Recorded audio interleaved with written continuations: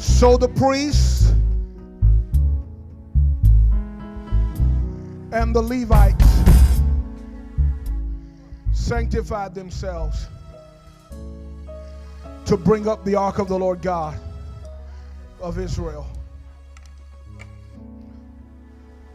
Verse 15 says, and the children of the Levites bear the ark of God upon their shoulders with the staves thereon, as Moses commanded according to the word of the Lord. Jump to verse 25 for me. So David and the elders of Israel and the captains over thousands went to bring up the ark of the covenant of the Lord out of the house of Obed-Edom. I need to read verse 26. It says, and it came to pass when God helped the Levites that bear the ark of the covenant of the Lord, that they offered 7 bullocks and 7 rams. I'll skip the rest of that and get to verse 29. It says this, and it came to pass as the ark of the covenant of the Lord came to the city of David, listen to this, that Michal, whichever way you prefer to pronounce it, the daughter of Saul, looking out a window, saw King David dancing and playing, and she despised him in her heart. I told you I didn't come to preach, so excuse me if my hermeneutic and exegetical work is not as intact as I would prefer.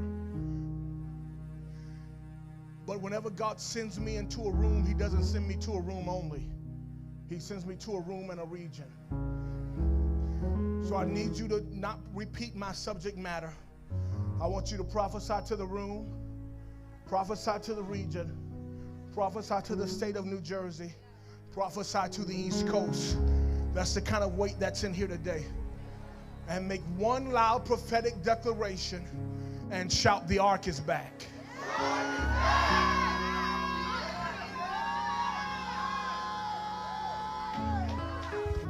The ark is back. Take your seats. And we will discover the mind of God towards us. One more time, shout, the ark is back. The ark is back. And she said, the glory is departed, for the ark of the Lord has been taken. Israel has been encroached upon by the Philistines. I love you, Darrell. Phinehas and Hophni are dead. The ark has been taken. And Benjamin goes to Eli, the priest of Israel, to tell him that Phinehas and Hophni, your sons, are dead. The Philistines have come and besieged Israel, and the ark of God has been taken. Now, what's interesting about this is that the wife of Phinehas is at the birthing stool. She's about to give birth. Y'all excuse me, I'm real dramatic. She's about to give birth. And the Bible says she hears that her husband has died. Somebody shout husband. Her brother-in-law has died. And her father-in-law has died. And she's there on the birthing stool about to give birth. And when she hears this, her beautiful 9-pound, 5-ounce baby comes out of her, because the grief of what she heard put so much pain on her, it made her give birth. Now, you don't like where I'm about to go because you want to escape pain, but you don't realize that pain has been prescribed to help you give birth.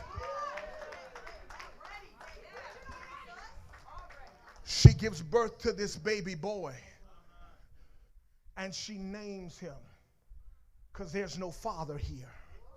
He's dead. But I just told you the boy's father is dead. The boy's uncle is dead. The boy's grandfather is dead.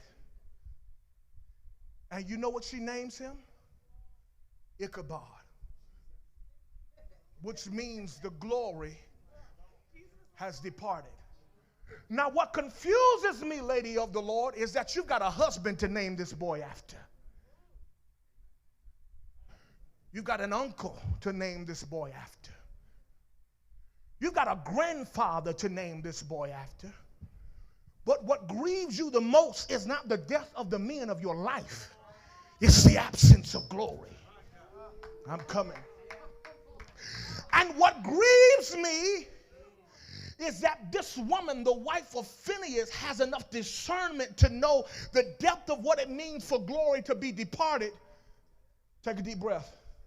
But y'all keep going to conferences with no glory. Yeah, I came to crack in here today. It's all right. You go to revivals that have no glory. You got prayer partners that ain't never seen the glory. And this woman was willing to, because after the pain she died, she was willing to establish her legacy in the absence of glory. And what confuses me is that our services still feel the same, but there's no glory there. We still break our praise and we speak in Russian tongues and folks are still falling out all over the place, but there's no glory. I'm interested to know who's grieved about the glory. All right. The ark of God, the ark of the covenant of the Lord, is not just a box. It is the manifestation of the instruction of God in the earth. You don't believe me? After the post-exilic era of Israel, once they come out of Egypt, God says, in order for me to reorient my people to my identity, because they've spent the last 400 years in Egypt around all of this polytheism and all these other gods, I need to reorient them to my identity. So what I need you to do is build me a tabernacle so I can dwell amongst my people.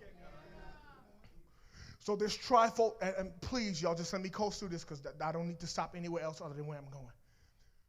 This trifold tabernacle is built with an outer court, an inner court, and the Holy of Holies.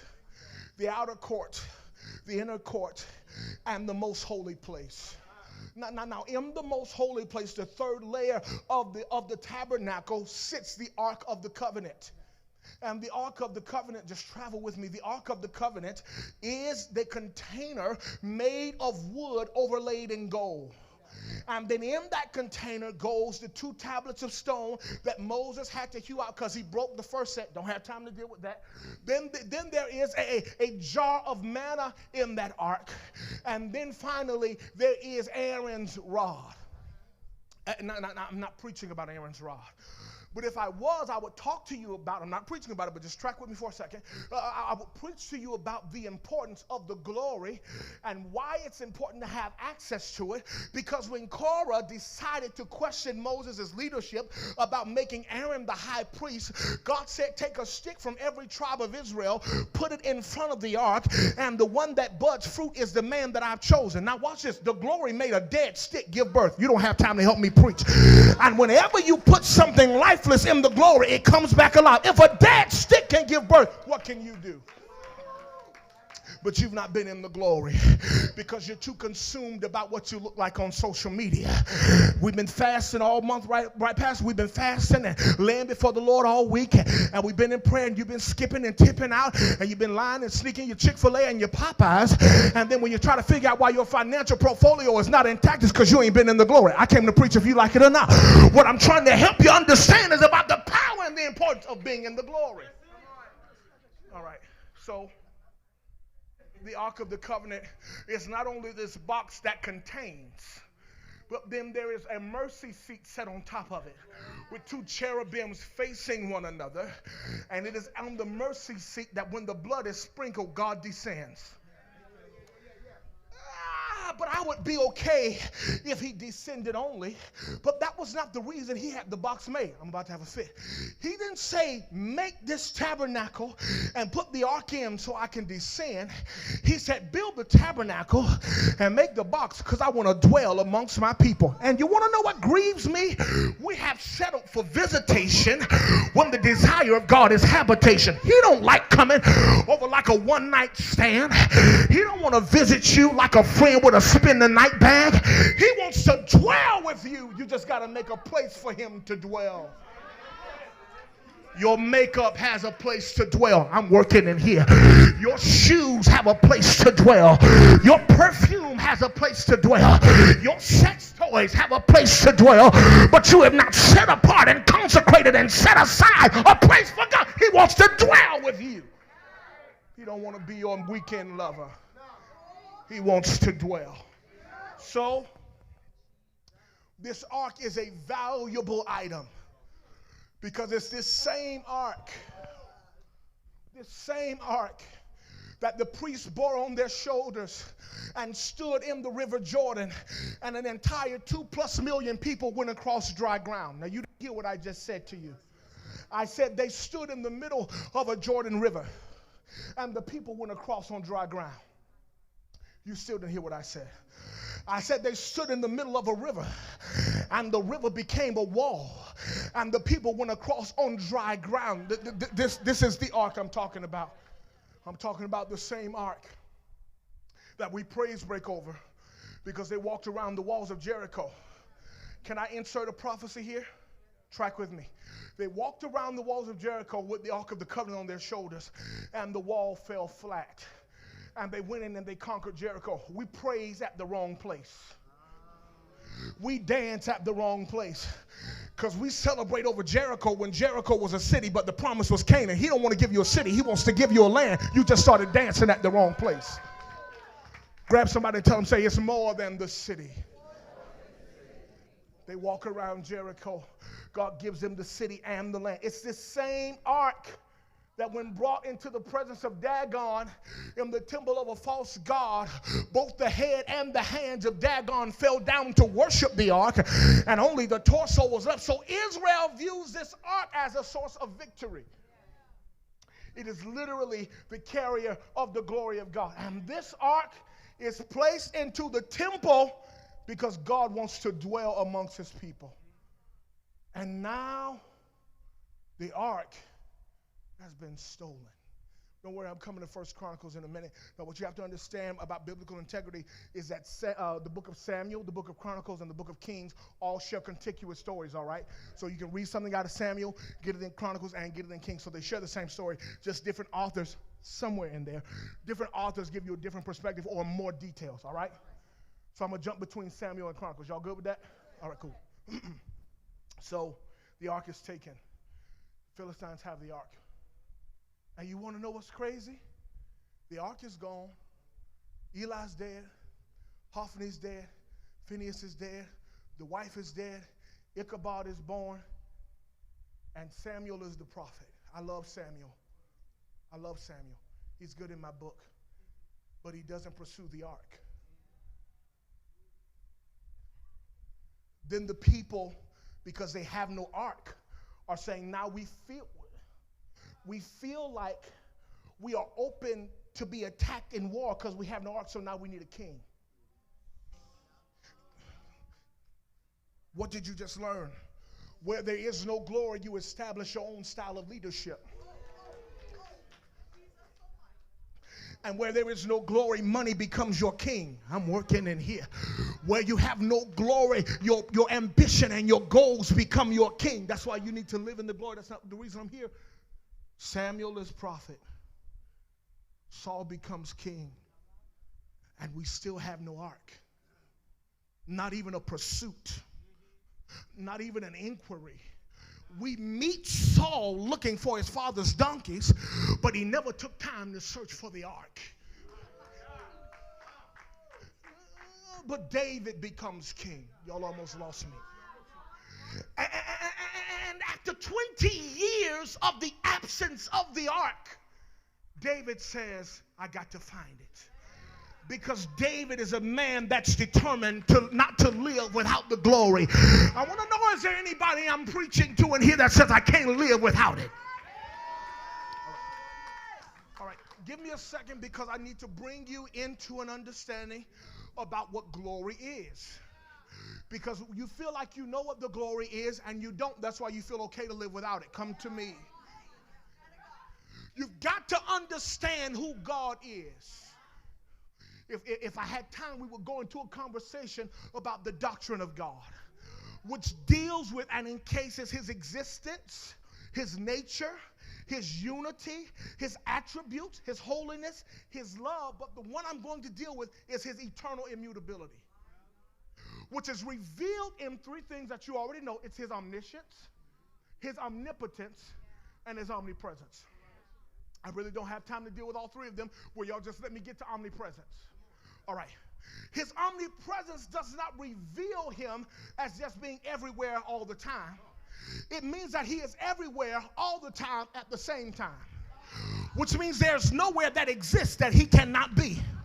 And there's nowhere that exists that he's not. Now, the reason you should have started dancing is because there's some places you've been that you thought you escaped him, but you never could. Let me deal with the spirit of fear. Some of y'all are so afraid to make the next decision because you're afraid to miss God, but you can't miss a God who's everywhere at the same time. I don't have no church. I said you can't miss a man who can never be absent. Can he ever leave? Can he ever forsake you? David said, if I make my bed in hell, he can't go missing. You can't put out an APB on him because he's everywhere at the same time all the time. Here is the thing. That's only presence. That's not glory. He's omnipresent, which means he is always there. Watch me. His presence is always available. The hindrance between you and the activity of his presence is your revelation on his nearness. You don't know he's there. He ain't absent. You just don't know it. And you feel like you need them strings and the keys and the drums to summon him. But all I got to do is step back and remember he can never leave me, never forsake me. He never left me. It won't happen because he's omnipresent. Where can I go that your presence cannot find me? Somebody shout omnipresent. And that's still not glory. Why? Because glory has anthropomorphic characteristics. Come to me. Watch me. Glory, if Ichabod means glory departed, that means glory can be present or absent. When the glory of the Lord shows up, it comes bearing the agenda of God. Presence is different from glory because presence never leaves, glory can.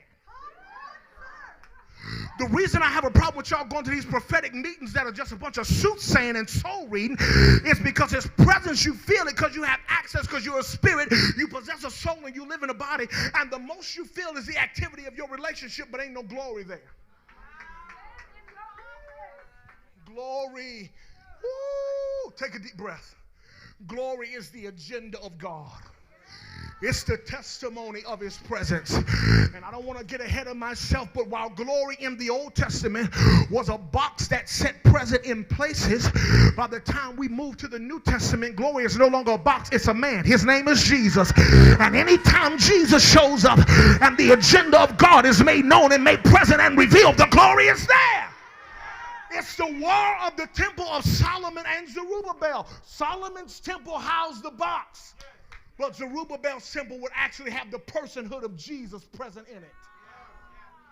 So glory is different from presence. Luke chapter number 5 says that the power of God was what? Present to heal, which means that the power of God comes with an agenda to accomplish the purposes of God.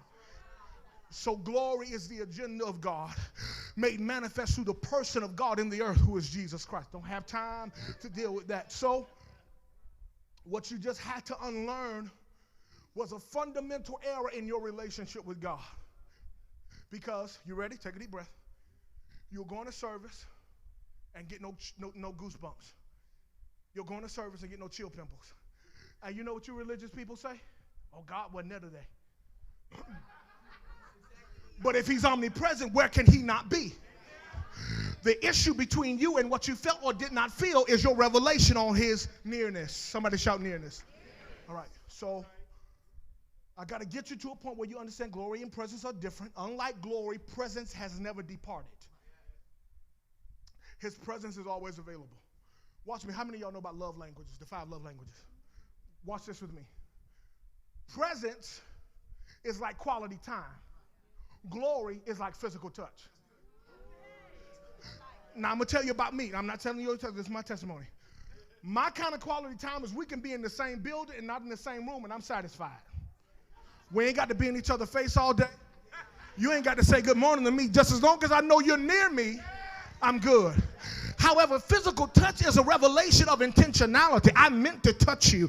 And whenever glory shows up, it's the intention of God. So I came to get close. I came to come by. I came and I meant to put myself. It wasn't just good enough for me to be available. I came to put my intention on you. It's glory. So,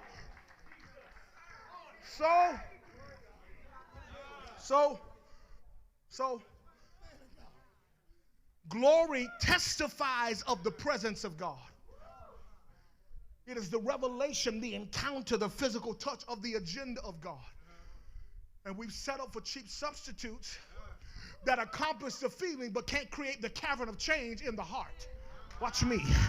It ain't glory if change ain't present. You don't believe me? Moses spent some time in a mountain and encountered the glory of God.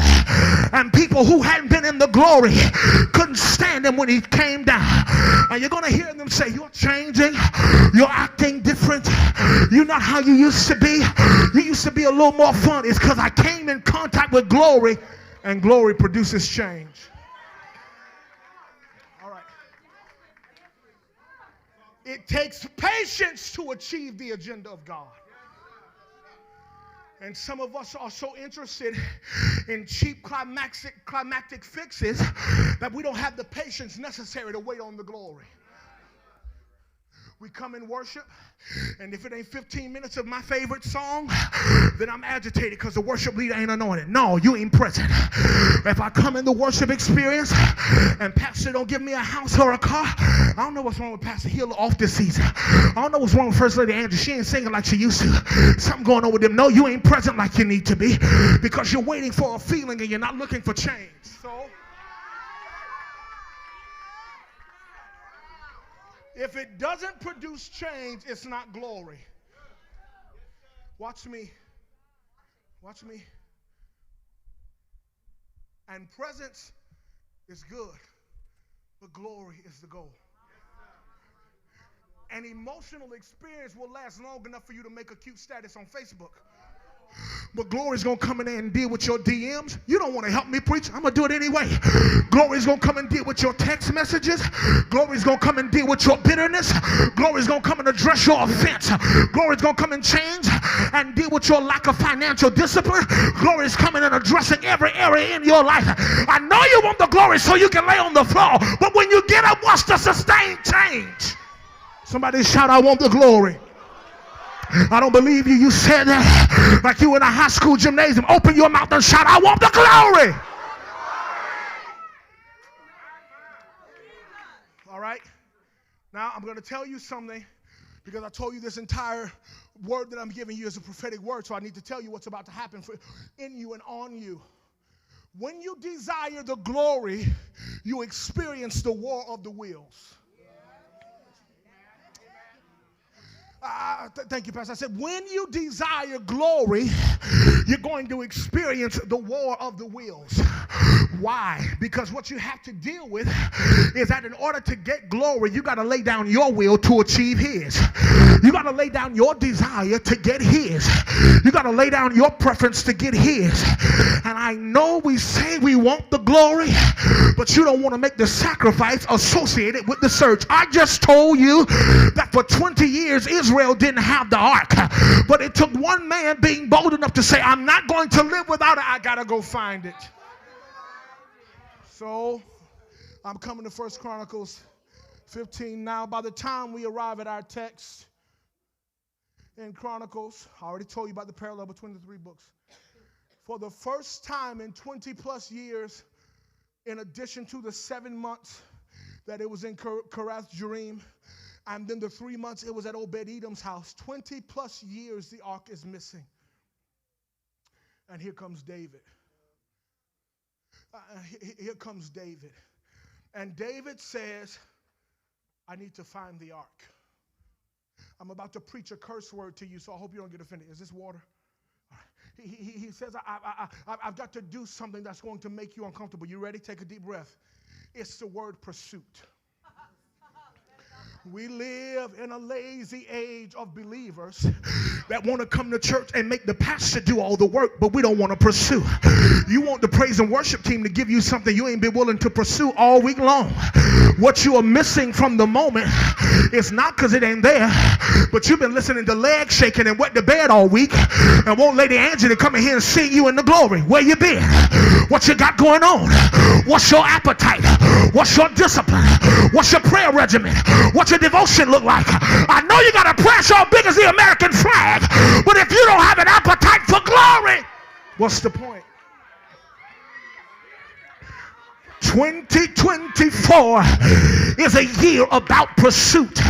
Watch me. And I know you think that passion and pursuit are synonymous, but you wasted your time making a vision board if all you got is passion. Because at the end of the year, it's going to be balled up in a corner in a trash can with dust on it. And you done wasted our magazines and cardboard and scissors and glue because all you got is passion without pursuit. And I want to preach until pursuit comes back in your heart. I want to preach until you desire the glory by way of pursuit. This next season requires pursuit. It requires tenacity, resilience, boldness, and hunger. Watch me. And I don't want to know how bad you miss it. I don't want to know how much you desire it. I want to know how hard you're going to go after it. You've been wasting our time. Can I preach like I'm family? Give me a minute. You've been wasting our time talking about this degree, but you ain't went on gov.com to find what school you want to go to, what major you desire. If you got some money in the bank sitting somewhere hiding to support the call of God, you run your mouth about it, but don't have no pursuit to support the desire. I don't want to hear how bad you desire it. I want to know how bad you want it. Pursuit is a seed in today that produces a harvest tomorrow.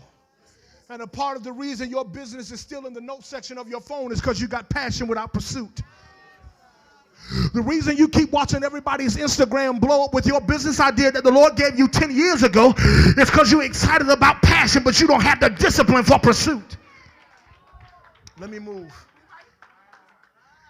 David lived a life of pursuit. I said David lived a life of pursuit. This was not an occurrence for one moment. This is the posture of the life that he lived. Watch me, watch me, watch me, watch me. Because the lazy know how to desire. Only those that pursue know how to obtain. All right? And I said the lazy know how to desire, but only those with pursuit know how to obtain. Watch me. And I know when you get out of here, you're going to be all on fire. So I'm ready to pursue. It ain't pursuit if you ain't got a plan. What's wrong? You quiet now. I said it ain't pursuit if you ain't set down and put parameters and accountability and discipline and standards around what's wrong? You afraid of accountability? No, because you feel like just because God gave you the idea, you're the only one that understands it. Sit your hips down, get you a mentor or counselor or voice in your life that can tell you that's a good idea, but that's not the way you need to get it done. Pursuit comes with a plan. And you're offended with me because you feel like you got it all in a dream and a vision, but you don't want that pursuit to be refined by wisdom. Anyway, I'm going to move on. I'm going to move on. Pursuit was not an action of David's. Pursuit was not something he accomplished for this moment. The only reason David knew to pursue after the ark was because he lived this way. It was a posture of his life. Somebody shout, prove it. I'll give you the elementary version, then we'll graduate. As the deer pants for the water, I've taught my heart to learn how to pursue you. That ain't what the text said. I'm just trying to help you get my point. Then he graduates. When he returns from Ziklag, when he returns to Ziklag and found that the Amalekites have stormed his camp, he put on his ephod and prayed. And you know what he said to God? Shall I pursue? Watch me. And shall I overtake? Why? Because pursuit comes with the confidence of accomplishment. I'm not trying to pursue to see if I can.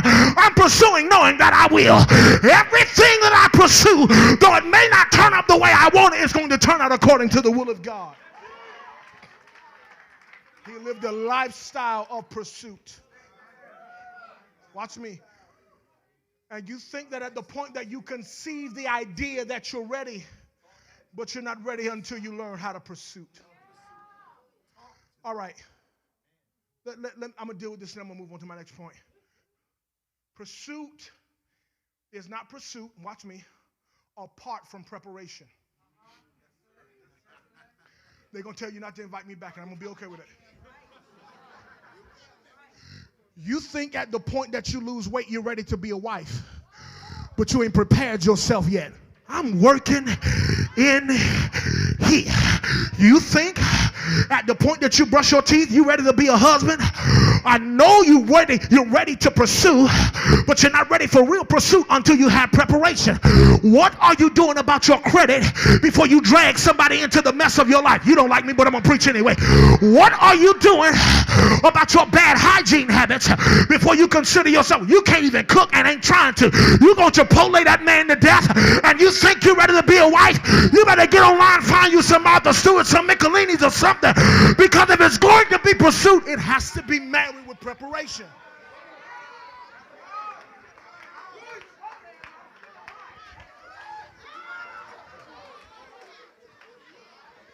You're not a husband because you got big feet. You ain't ready yet. And in an age of rebellion, we don't like to hear you're not ready yet. You think because you're gifted, you're ready. You think because you're anointed, you're ready. You think because you fast, you're ready. Until somebody's been able to sit you down and say, no, that's not enough. That's not it. It's not Bible. You're not ready yet. All right. Okay. I'm going to move. After David decides to pursue, y'all pray I feel sick. After David, it's an attack. I'm fine though. I'm a big boy. I can handle this. I was talking to them, not y'all. Y'all receive, they pray. After David pursues, he makes a next step. The next step after pursuit in the text, I'm not making this up, is another curse word. Can I curse in church? Look at y'all scared. Now you cursing your phone. You got text messages right now full of curse words. You had to fast from cursing all week long, and now you're going to look at me strange. Hypocrite. After pursuit, you ready for my curse word? Take a deep breath. Came sanctification. I am working in here. I said sanctification. You got to be willing to be sanctified. Now let me pause here for a second, because you think sanctification is all white. And you think sanctification is a bun in your head. And you think sanctification is a long dress. But can I tell you what sanctification is? I got another curse word. Sanctification, help me with this. The root of sanctification, watch me, is separation. No, you don't understand the weight of that implication. I said sanctification at its core, the substructure and substratum of real sanctification is separation. And your problem is you got such a fear of missing out, you don't want to sanctify yourself. You want to go to every birthday party. You want to go to every club event. You want to go to the movie theaters with everybody. And I'm not saying you can't have fun, but if you're in pursuit of the glory, you got to learn how to separate. But got to deal with something here because the devil got y'all thinking, watch me, help me now. The devil has you thinking that separation and isolation are the same. Isolation is an attempt from hell to get you in a place without accountability and leadership. But separation is a season of God to pull you into consecration so that he can pull out of you what he invested. Watch this. I'm in 1 Chronicles 15:14. The Levites, take a deep breath. I'm going to hit you in the back of your jaw. You ready? I am. No. I'm telling you, I am. The Levites sanctified themselves. You didn't hear what I said. They sanctified themselves. Darrell, they sanctified themselves. It wasn't the responsibility of God. Sanctification, watch me, is not a gift from him. It's an offering from you. And until you're willing to present your body, I'm working as a living sacrifice, you ain't ready for real sanctification. Sanctification is my offering. It's my sacrifice. I'm willing to sanctify, separate, and pull myself apart. But watch this. They sanctified themselves, Lady Angie. Watch me, son. They sanctified themselves and they weren't preaching. They sanctified themselves and they weren't leading worship. They sanctified themselves and they didn't have to lead prayer. You know why they sanctified themselves? Because they wanted to pursue the glory. And I know you feel like the only reason you need to live holy is when you got a mic in your hand. And I know the only time you want to get quiet before the Lord is because you got to stand up and perform before your friends so they can give you Instagram clips and reels and looks. But I came on behalf of heaven to preach you into sanctification until you desire to live separated. All right. Woo, pray a little harder. And the truth of the matter is that separation unto sanctification is a curse word in this, help me, Darrell, is a curse word in this generation because we live with mixed loyalties. We live with mixed loyalties. You want to be an apostle and an Aries. I don't know how the two of those work at the same time. You want to be a Cancer and a Christian. I don't know how they mix. You want to be a Pisces and a prophet. You want to submit to your horoscope and the Holy Ghost. You know what it's called? Mixture. I know. You want to do what you want to do. I know you love your recreation. I know you love your fun. But if you're going to pursue the glory, you got to be separated. Separation preserves integrity. Pray a little harder. Sanctification preserves integrity. I'm going to say it anyway because I feel like it. You want to know I can preach this hard? Because I ain't worried about if none of y'all seen my nudes. I'm working in here. You want to know why I can preach a bold gospel? It's because I ain't worried if none of y'all can say y'all slept with me. I said sanctification preserves integrity. And watch me, you have to contaminate the standard of your sanctification when you live without integrity. All right, let me move on.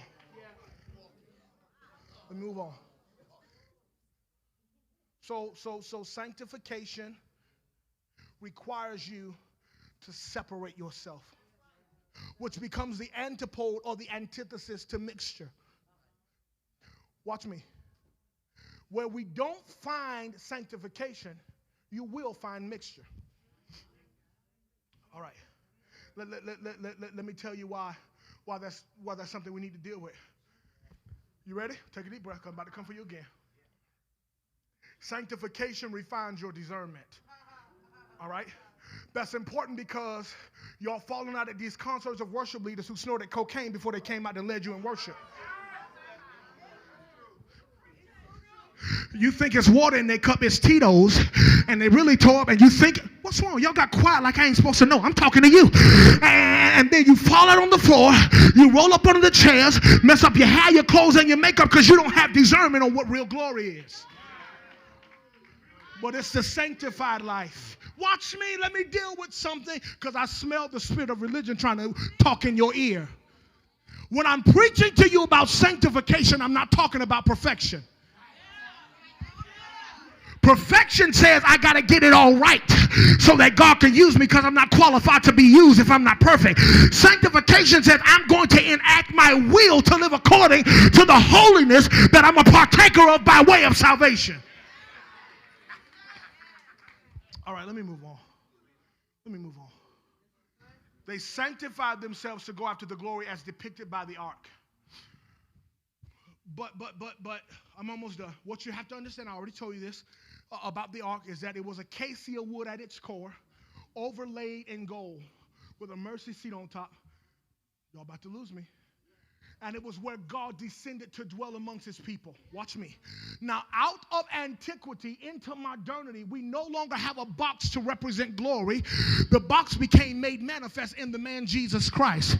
And if they sanctified themselves to go after the ark, then you got to sanctify yourself to go after Jesus. My point to you is you can't have Jesus and. You can't have Jesus and a plus one. It can't be Jesus and your side chick. It can't be Jesus and your man on the side. It's got to be Jesus only. You don't believe me? Joshua is getting ready to help the people cross over Jordan. And you know what he says to them? He says, sanctify yourselves, because the Lord wants to do wonders amongst you. So in order to access the miraculous and the supernatural power of God, you got to be willing to, somebody shall sanctify yourself. Sanctification is not perfection, it's honesty. Because sanctification says I want it, but I want him more than I want it. You don't want to help me preach. You don't have the discipline to be honest and say I'm horny and I want to go to Pound Town, but I want him more than I want a 15-minute climax. Oh, I'm working in here. I said sanctification is about honesty, because more than you want to get your back beat in, I desire to live a life consecrated before him more than I desire the pleasure of my flesh. I came to preach and make the devil mad. I said, sanctify yourself.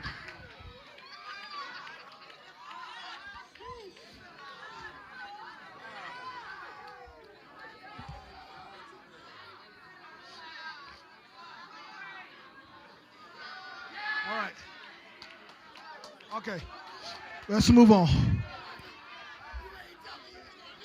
I'm sorry.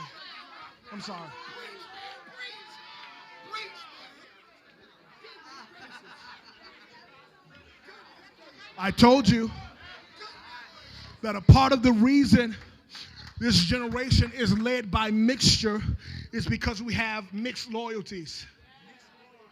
But in order to pursue the glory, you've got to have a singular focus. Are you with me? Okay, can I offend you one more time? You didn't have to say yes. I was going to stand in my office and do it anyway.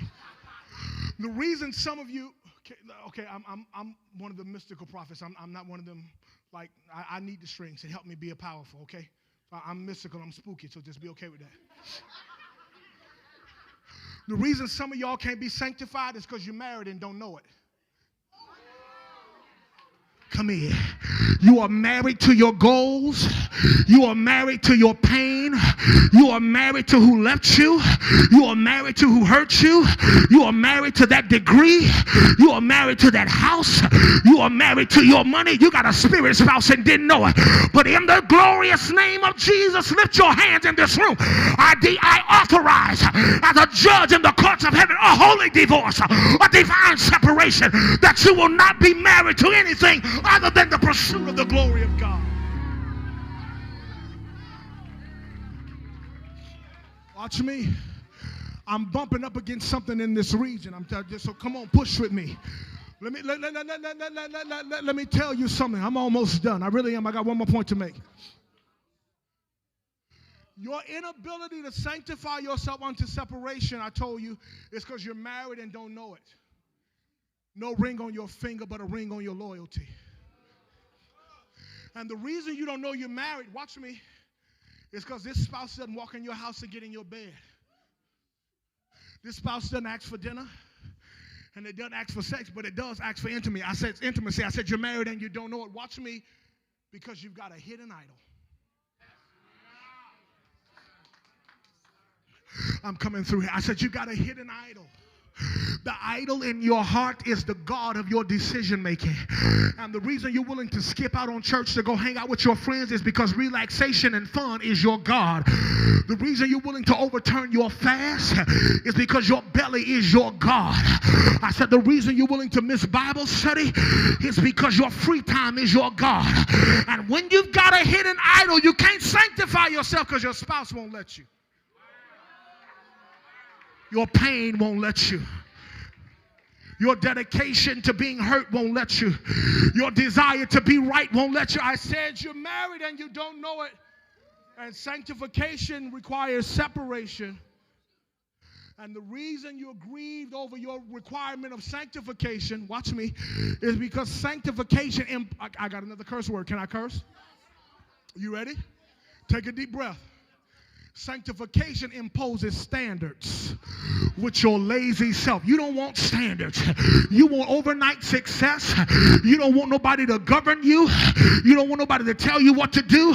You don't want to have discipline. You don't want to have accountability. You want to live how you want to live and still prophesy. You want to sleep with who you want to sleep with and still lead worship. I said sanctification imposes standard. Can I preach a while? Sanctification will tell you get off the phone after 9 o'clock if you're single because you can't handle conversation between 9 and 9:01. I said sanctification imposes standard. No, you can't go to his house by yourself because you already know your summer body is body and your body parts are body part and you know your thighs are hot. So why are you going to set yourself up for failure? I'm working in here. I said sanctification imposes standards. Sanctification will make you come face to face with what you can and cannot do. I don't have the permission to play like you got. My standards are different. I don't have the permission to do what you do because my standards are different. All right. All right. So the resolve of my season is that I want his glory more than I want anything else. Here's my last point. I'm closing. Give me about 5 to 10 more minutes. 1 Chronicles 15, verse 26 says this, and it came to pass. I want to scream. When God helped the Levites that bear the ark of the covenant of the Lord, that they offered 7 bullocks and 7 rams. So David and the elders went up, took the ark of the covenant, and verse 26 says that God helped the Levites. Now you don't understand what that means because this is not their first attempt of bringing the ark back to Israel. This isn't their first attempt. The first attempt, okay. Can I sit down? The first attempt failed. Watch me. Because when David went to get the ark, they put the ark on a brand new cart. They connected the cart to oxen. And when the oxen got to Chadon at the threshing floor, the Bible says the ox stumbled. Now, I don't have time to talk to you about 2024 being the year of the apostle and how important it is, Tim, for the apostles to have firm footing. Oh, I'm working in here. Because when apostles stumble, glory fall. I don't have time to deal with that because that was not their instruction. Their instruction was not to put the ark on a cart. Their instruction was to carry the ark. But a lazy generation don't want to carry nothing that requires weight. So I'm coming back. So they've got the cart on, they got the ark on a cart. The oxen stumbles, and Uzzah reaches out his hand to grab the ark to keep it from falling. A part of your problem is you feel like it's your responsibility to help God and not obey him. I said obedience is better than sacrifice. He don't need your help. He needs your obedience. That's not why I'm here. He put his hand out to stabilize the ark. And I love the language of the scriptures. I'm a Bible nerd. The Bible says, and the Lord brought a breach upon Uzzah, and he died. So they put the ark in Obed-Edom's house. I'm afraid, Darrell. I'm afraid, Tim, that we got a lot of worship leaders that have been breached. Oh, I know your runs are landing, but you're dead and can't nobody discern it because you still sound good. I said they've been breached, and they've been breached not by the enemy, by God. Don't have time to deal with that. So they leave the ark in Obed-Edom's house for 3 months, and then David goes after it again. This time, they put the ark on their shoulders with the staves and the holes on the side of the ark, and they carry it properly. And the Bible says that the Lord helped them. Ooh, if I felt good enough, I'd take off running around this room. I said the Lord helped them. Now let me tell you, there are 2 prophecies I've got to give you. Are you ready to receive? 2024 is the year of the help of the Lord. Oh, I said what didn't work before is going to work this time because God's going to help you do it. All right. Now, the second prophecy is this, is that the ark was approximately 288 pounds. This is wood overlaid in gold with the mercy seat on top, right? The ark was heavy. The ark was heavy. The ark was heavy. It was so heavy that God had to help them. Now, the help of God doesn't come by way of God coming to lift the ark. Take a deep breath. God ain't changing your situation.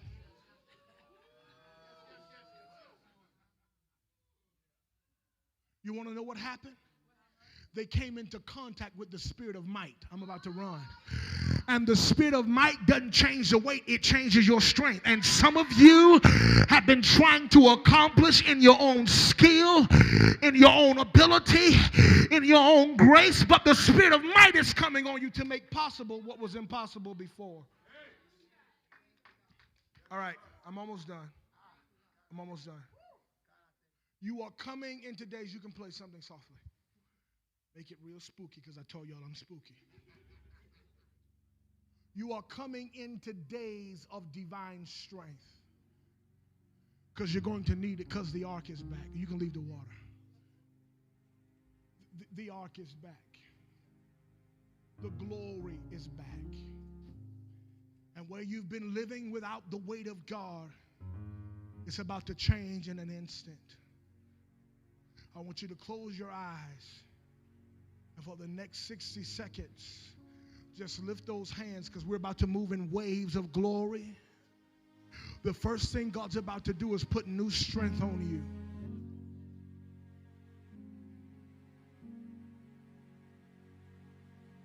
That's strength coming in right now, right now, right now. It's too heavy for me. His strength is coming. Some of you are void of strength because you hate your weakness. And what you don't realize is that his strength is made perfect when you're weak. I said his strength is coming on you. His ability is coming on you. Heaps upon heaps. Thousands upon thousands. With the jawbone of an ass, Samson defeated the Philistine. I said strength is coming on you. Come on, lean, lean, lean, lean. His strength. His strength. It's not your degree, it's his strength. It's not your bank account, it's his strength. Come on, lean, lean closer, closer. His strength is coming on you now.